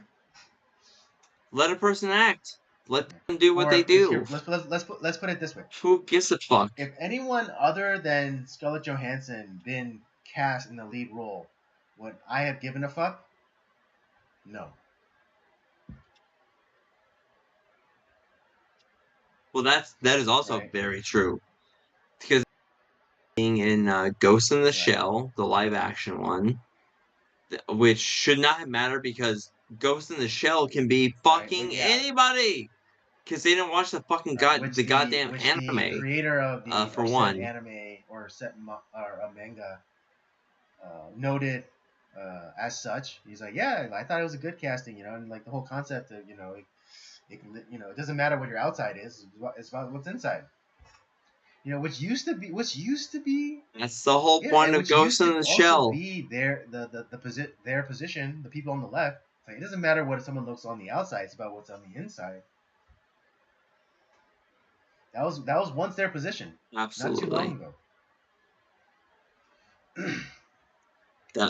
Right, and I mean, if you seriously wanted to make a project like that, and having Scarlett Johansson attached would have probably brought in some money to fund it, and to for better makeup or better costumes. Oh, good lord, that we would have craft services. I don't know. We would ask a woman to play this role. To the project. Yeah.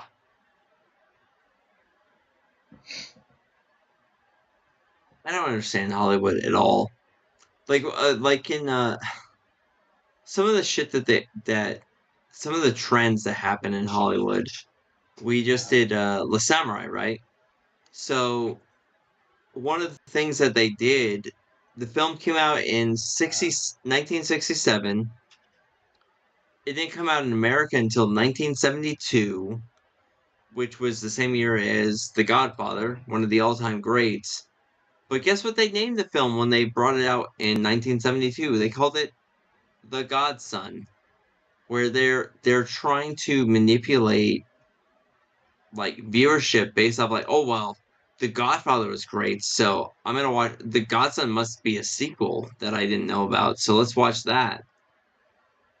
And that is exactly what you have these people that are doing the Acolyte are doing. It's like, we're doing a great new Star Wars movie that's based off of that's based in this area, but we're gonna make it super fucking gay, or we're gonna change it around. And the Acolyte show is set in a time period, that is a Disney product, which around the period known as the High Republic, and which no one is reading those comic books. No one is.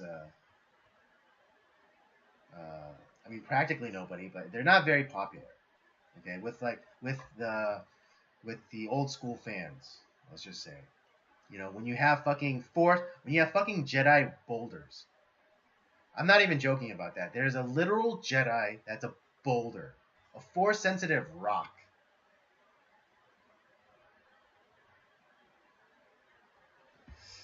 Yeah, and you wonder why. Force sensitive rock. Like no one is like enthusiastic about your projects. Because no one fucking gives a shit. Nor should they. I mean, honestly, what's there to get excited about? Oh my god. No, you've said enough, Andy. Like, this is so fucking sad.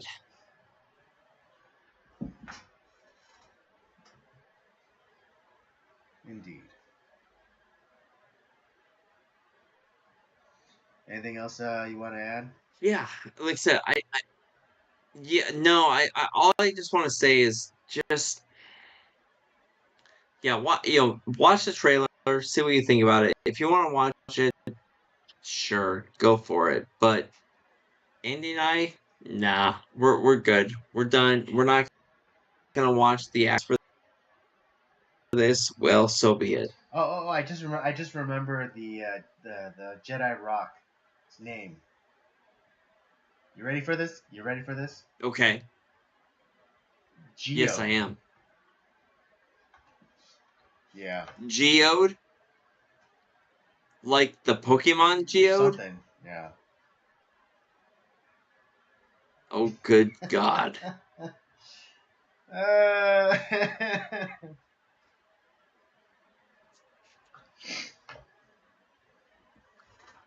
Oh my God. Geode. Well, at least he made. Yeah, oh, jeez. all right. I think I've sufficiently depressed Rob. So let's liven things up. Let's liven Yeah, things up you with have. the movie review, and then we'll close out our stream. Let's let our hair down and let's All right. talk about something fun. Let me hit everyone with the synopsis, and we'll get going.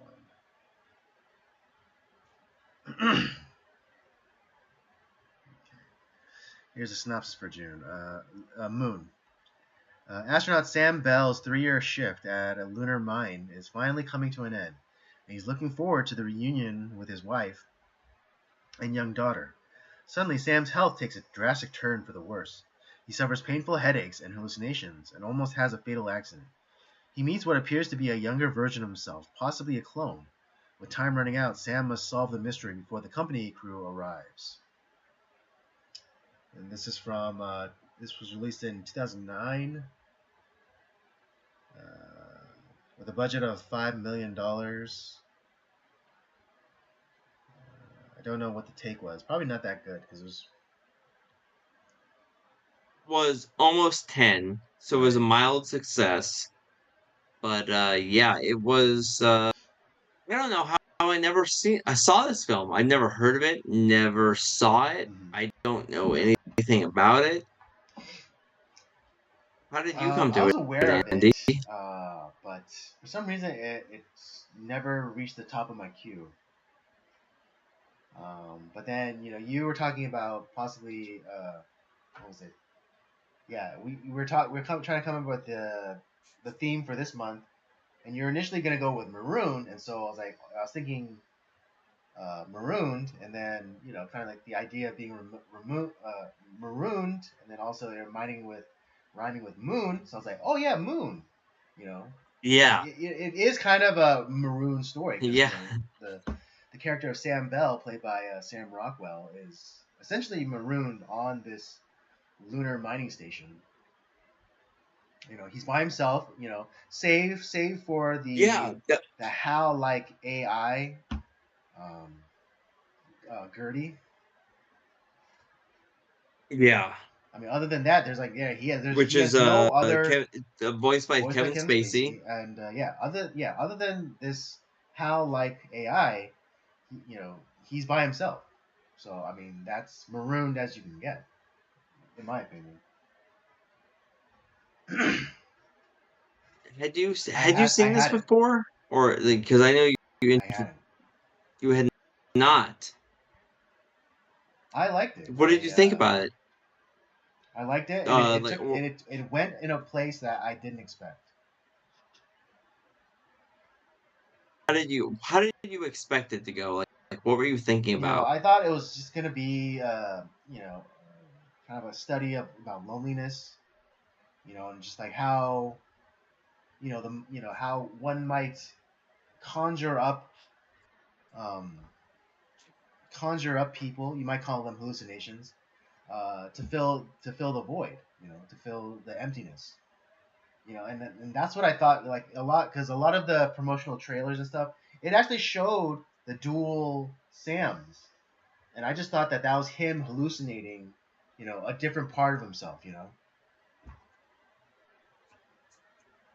Oh, So yeah, I interesting. thought I was gonna be more Okay. psychological, and it's like, oh, like the really confident Sam, and the really like apathetic Sam, and the really bonkers insane Sam. That's how I thought I was gonna go. Yeah, I could totally see that. I like you felt that there was definitely something more to be told. Uh, Obviously, like we are limited with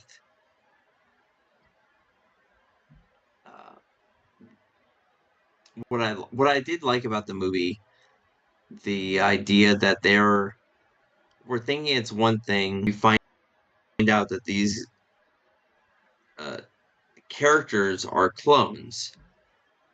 Um, we don't know enough. We don't get any information on the original other than he is or was married. He has a daughter. I have a theory about this, but I'm gonna wait till the end. Okay, all right. Well, I'm gonna pose my thoughts and like what we're given in that. So we know that there are clones, that are injected with memories, and the life cycle of these clones is 3 years, and clones who develop like higher functionality because essentially they become like not teammates, but like they become more active than just like the normal Right. They become more cooperative. whatever. Yeah. And then what we come to find out is that one is dying because they have a 3-year lifespan. And because of that, like, and that old one is starting to maybe not have the sharp skills that are required for the mining on the moon that they're doing.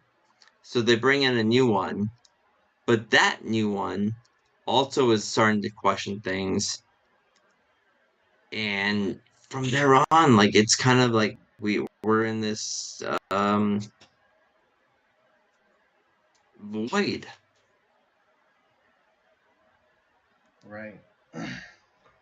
Because like it kind of feels like the company they have an agenda, and we never really, because we do know that there is a real, was it Yeah. Sam Bell is the character, right?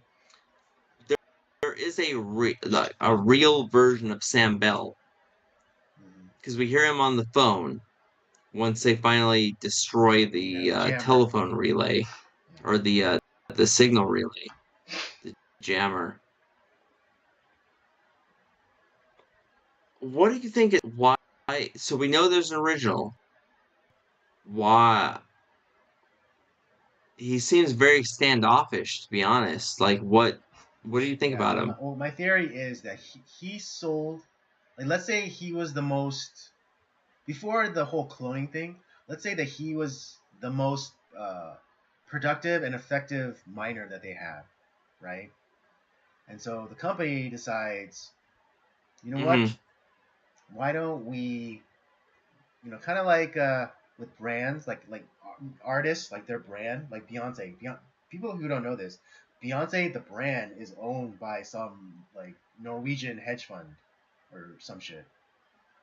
So everything that is Beyonce Yep. is owned by Yep. this brokerage or whatever, and it's part of their stock portfolio.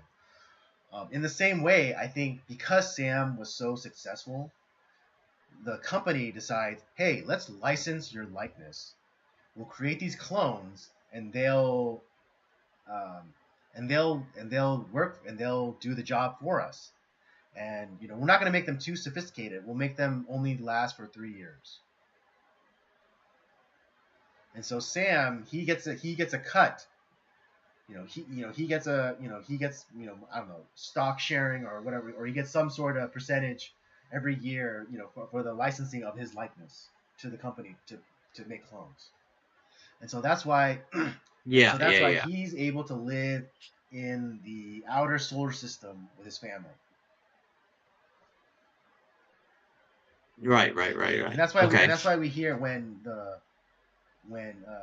3 year Sam clone is able to go beyond the jamming field and make the call to his wife. His daughter answers, and she's a much deal older than what we're led to believe. But then she then also calls to her father, meaning that Sam, the original Sam, is still alive. Well, that's the thing too, where it's you have they have been injected with memories, and so they think a certain way about their family and like what's awaiting them. But in reality, you come to find out that that's not even really true. That they're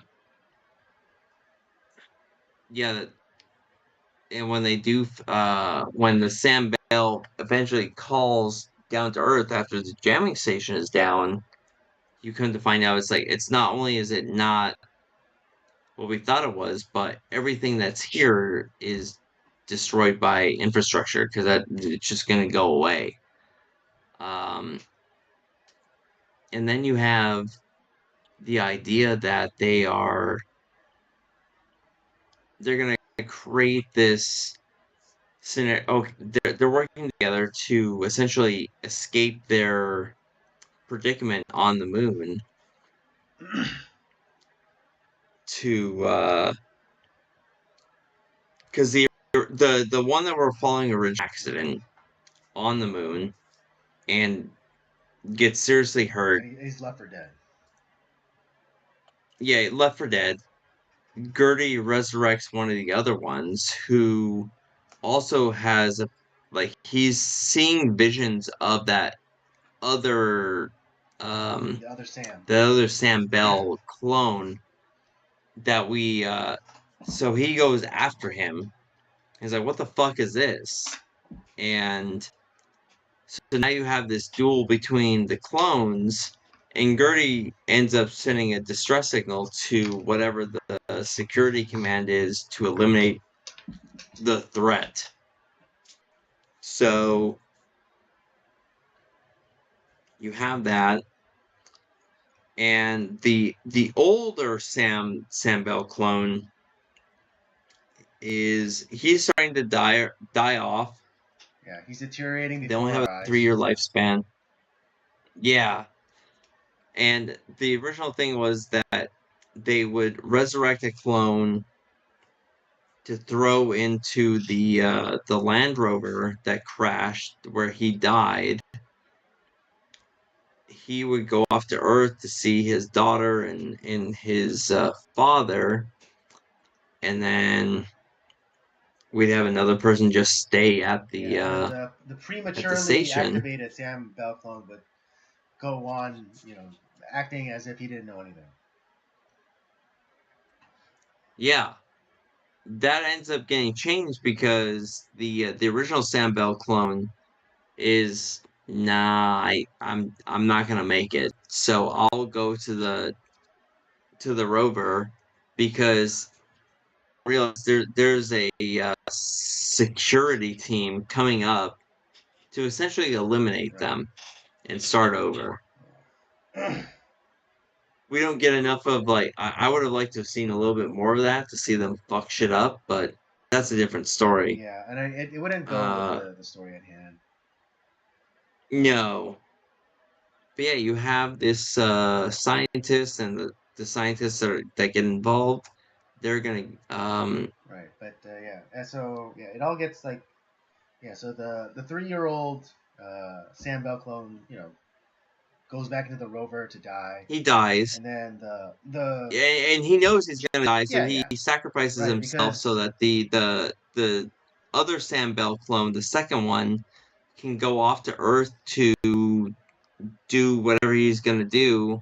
right live his life, and And it looks like it looks like he does fuck some shit up because he reprogrammed one of the mining rovers to crash into the signal jamming tower, and then from that he's able to upload all of the files of all the other Sam Bells that came before them that were incinerated. Um, and at the end, you see there's like this quick montage of like voiceovers, like news reports talking about how the corporations like stocks are taking a nosedive, and a Senate committee is being put together to exactly. investigate the matter, on the cloning end, and it seems like a real tearing down of the system moment. Who then is Sam Bell? Like the real Sam Bell? Like what is he? Is he an innocent? I would say, would you categorize him as like more innocent, as an innocent victim, or is he privy to like what's going on with him? I would Or as say, far as like, yeah, he obviously know he's been cloned and he knows what's happening. well, Like, in my where theory, would you place him in that in spectrum? my theory, he's complicit, but he's not guilty. Like, How so? the company came to him and offered him this deal. It's like, hey, you were our bet. This is probably well before they started cloning, and like maybe he was the best operator tech that they had at that station or for the company ever. And they're like, hey, there's something special about you, and we would like to license your Okay, all likeness right. and create clones to work all of our lunar mining facilities. Do you think that he was manipulated in any way? Because apparently there was the memories that were implanted in him, or at least the clones, was of his wife, whose fortunes had essentially gone away. Right. How Well, does yeah, because that could how have do you deal with that? because those memories could have been authentic, and that might have been what drove the original Sam Bell to do so well, so that he can make money for his family, and like him and his wife were having marital problems, and so as soon as his tour was up, he went down. He went back to her and reconciled. But after his stint on the Mm, moon was done, the company, maybe the next person or whichever next team was there wasn't didn't cut it as much. They didn't like produce enough. There's too many accidents that were happening, but not when they had Sam Bell up there. And so maybe and so right. maybe they offered him, or maybe they offered him some sort of like job to train their miners. But maybe Right. there's also a psychological, maybe they did a psychological evaluation, and like him being from like a small town, and then him being a father and having that and a family, and having that drive to make money for his family was important to the success of his tenure at the mining station. And so maybe they decided, look, let's license your likeness. We're going to clone you, and we're going to implant the clones with the memories from the last 3. We'll front load a bunch of stuff from like your childhood and whatever, but then we'll leave the last 3 years from your last stint on the station, and so which was effectively your most productive. Okay. And All so through right. that, Hmm. they cut him a huge check, and they probably gave him stock options and maybe a percentage, off their gross or net income from the year or quarterly. So the original Sam Bell, he was being paid. Oh yeah. At least Oh in my yeah. theory, he was being paid because it couldn't have been a stepdad or whatever, because the daughter said, "Oh yeah, let me get my dad," and then like you hear the voice, and it's Sam Rockwell's voice, so it is Sam Bell.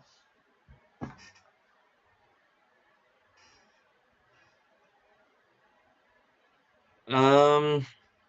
Yeah. Moon. Pretty cool movie, man.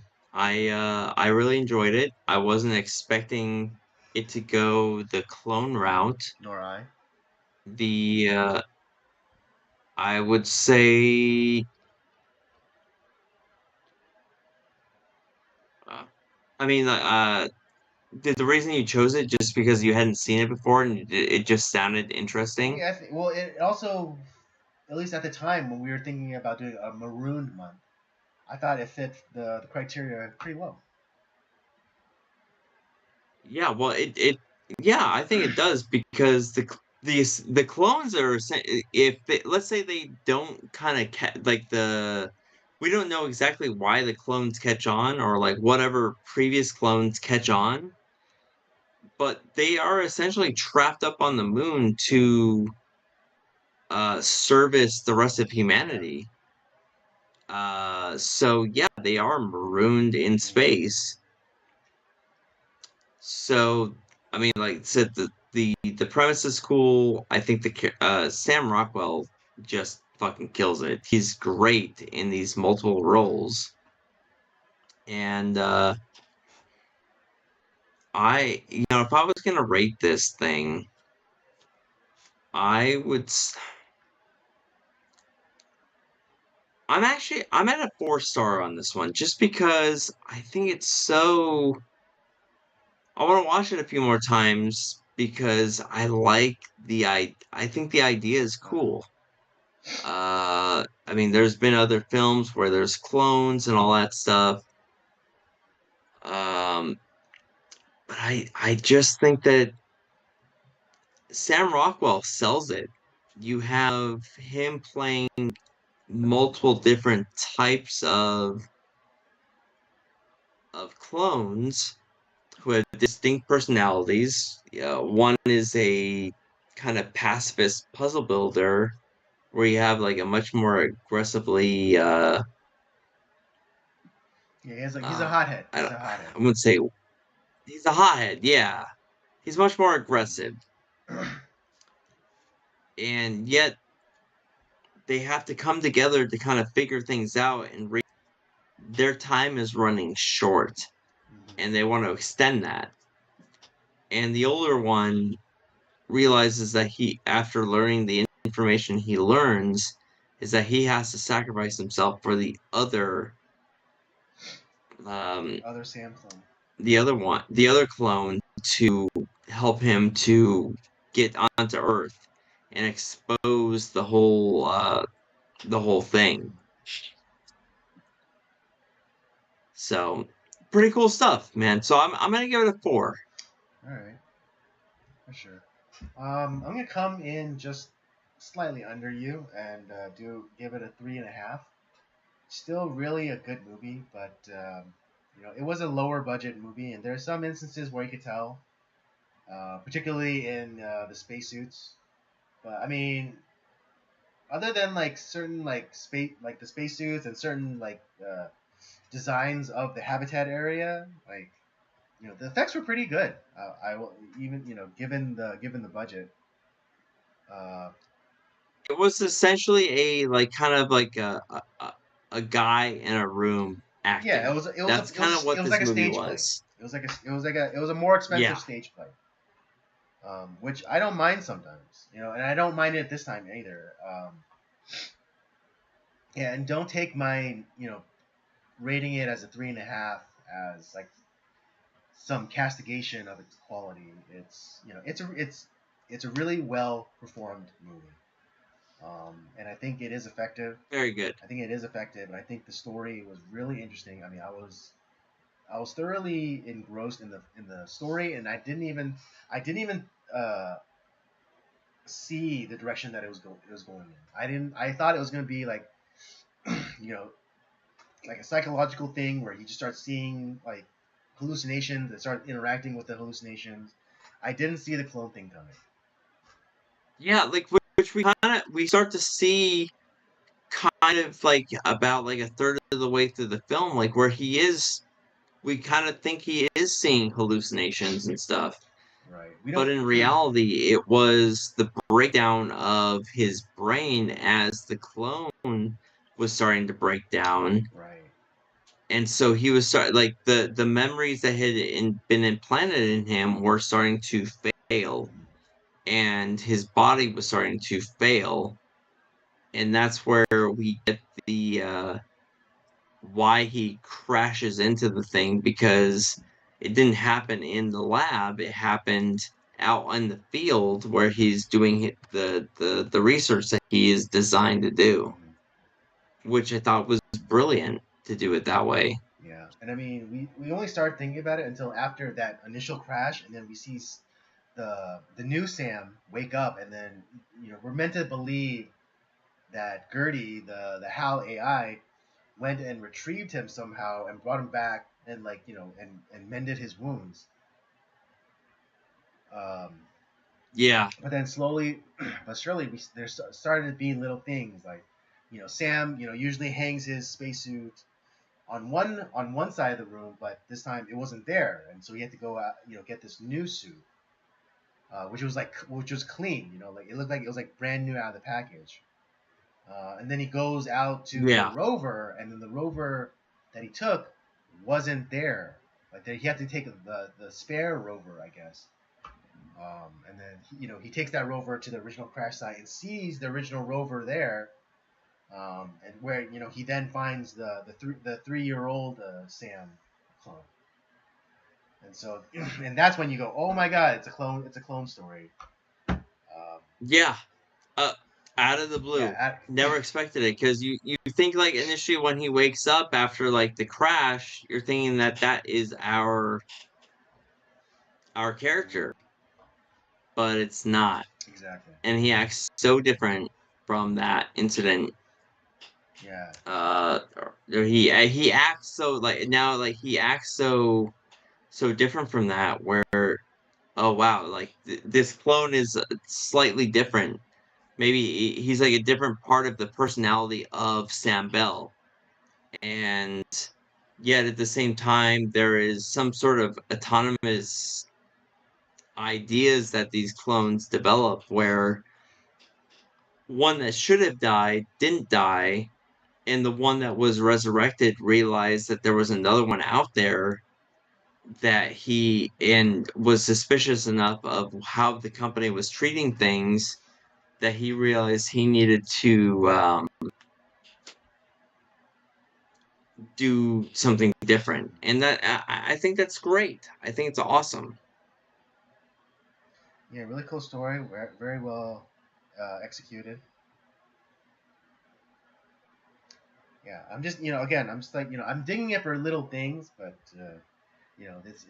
it's my little thing, so I'm Not because I don't think you're dinging it because of like the story or the no, no, premise. no. And that's what I love about it. As do But I. yeah, it's not a perfect movie by any means. Where I'm just slightly above you, just because I liked it so much. But yeah, Yeah. All right, folks. There you have it. That's our review for Moon. Robert gives it a 4. I give it a 3.5. Still, a really good movie. I think we both would highly recommend it.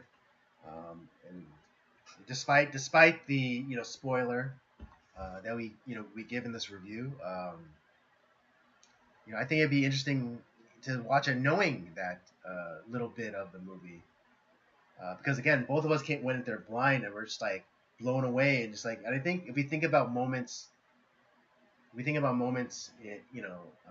prior to the revelation, I think we can start seeing like, oh yeah, this totally is a clone movie. yeah, it's definitely a film I think people should check out. It's surprising. Sam Rockwell kills it in the role of Sam Bell and the clones. Great movie.